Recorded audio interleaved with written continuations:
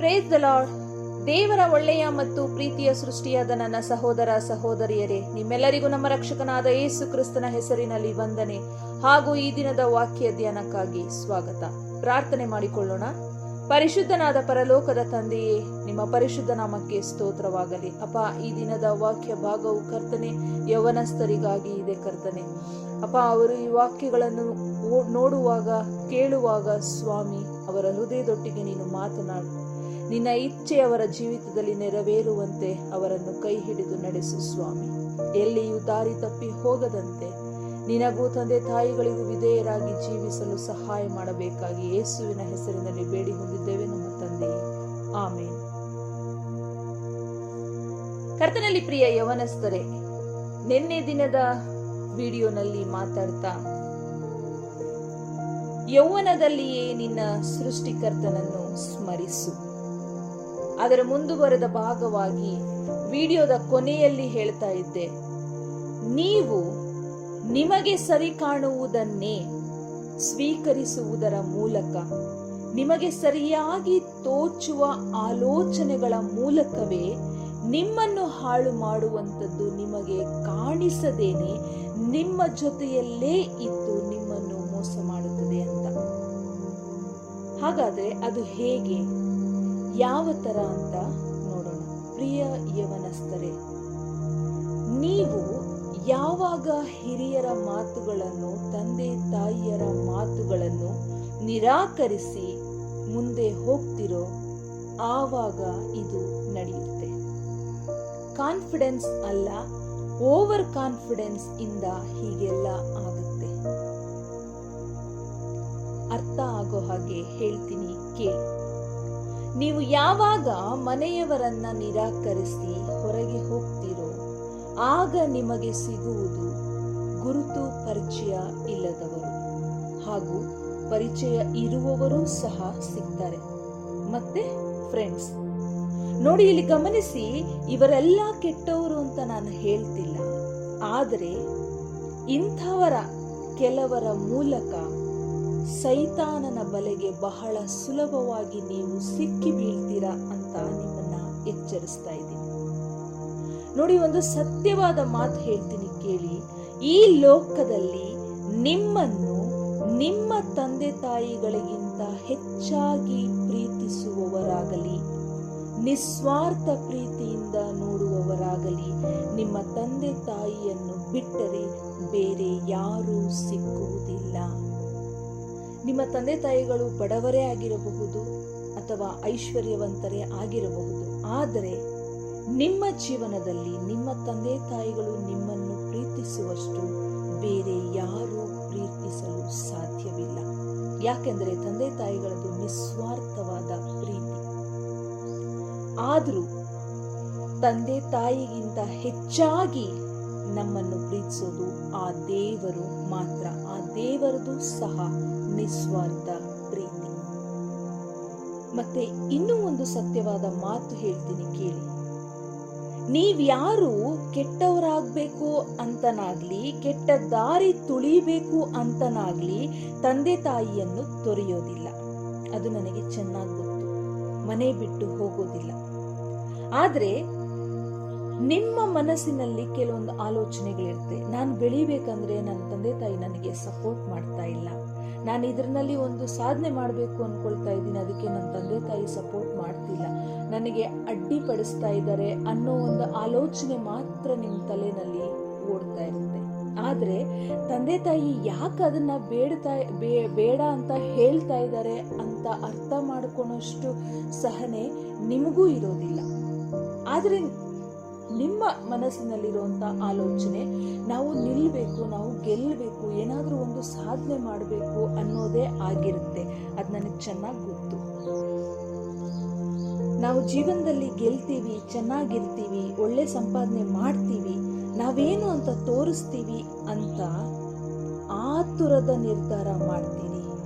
ಇಲ್ಲಿ ಒಂದು ಗಮನಿಸಿ, ಜೀವನದಲ್ಲಿ ಗೆಲ್ಲಬೇಕು ಅಂತ ಎಲ್ಲರನ್ನೂ ನಿರಾಕರಿಸಿ ನೀವು ತೆಗೆದುಕೊಳ್ಳೋ ನಿರ್ಧಾರದಲ್ಲಿ ಮೊದಲನೇದಾಗಿ ನಿಮಗೆ ಗೊತ್ತಿಲ್ಲದೆ ನಿಮಗೆ ಸಿಗುವ ಪ್ರತಿಫಲ ಸೋಲು. ಯಾಕಂದ್ರೆ ನೀವು ಜೀವನದಲ್ಲಿ ಗೆಲ್ಲಲು ದೇವರ ಆಶೀರ್ವಾದ, ನಡೆಸುವಿಕೆ ಮತ್ತು ತಂದೆ ತಾಯಿಯ ಹಾರೈಕೆ, ಸಹಕಾರ ಎಲ್ಲವೂ ಮುಖ್ಯ ಆಗುತ್ತೆ. ತಂದೆ ತಾಯಿಯಾದರೂ ನೀವು ತಪ್ಪು ಮಾಡಿದರೆ ಬೈತಾರೆ, ಹೊಡಿತಾರೆ ಕೂಡ.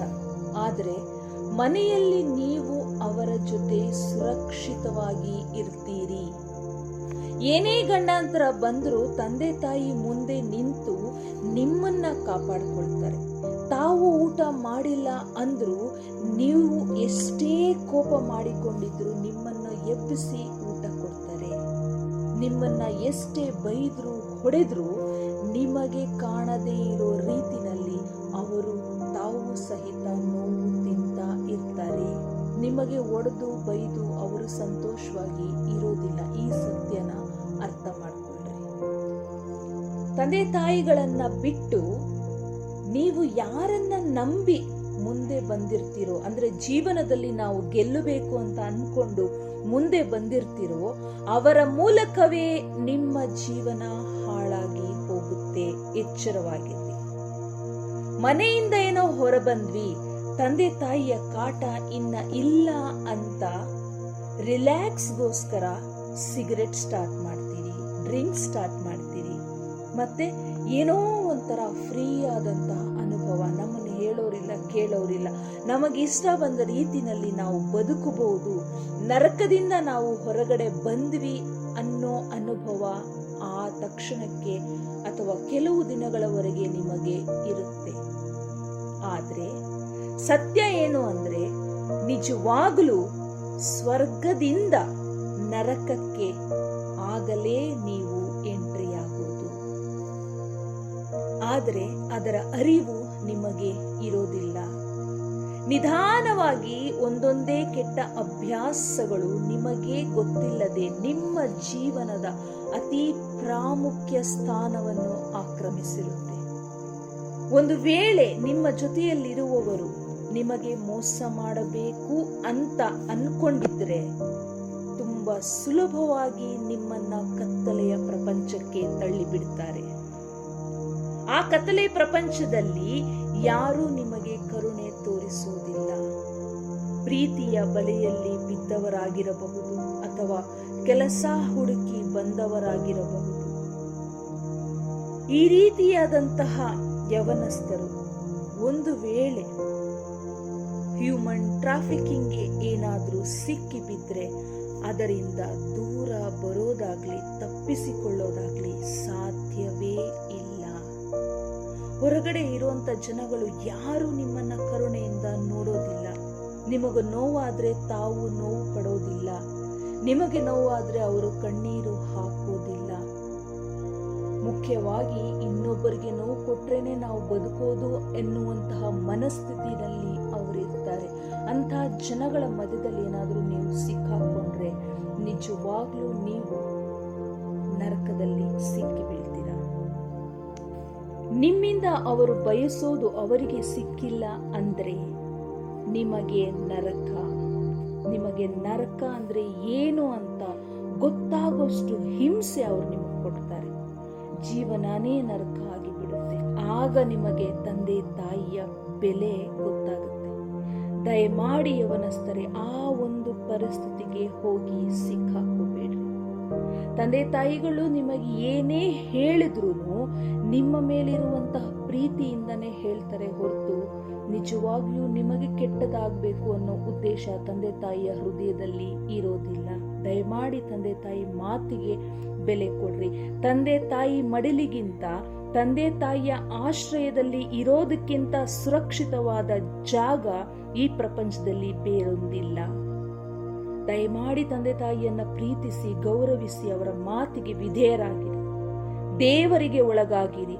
ಬೆಳಕಿನ ದಾರಿಯಲ್ಲಿ ನಡೆಯಿರಿ.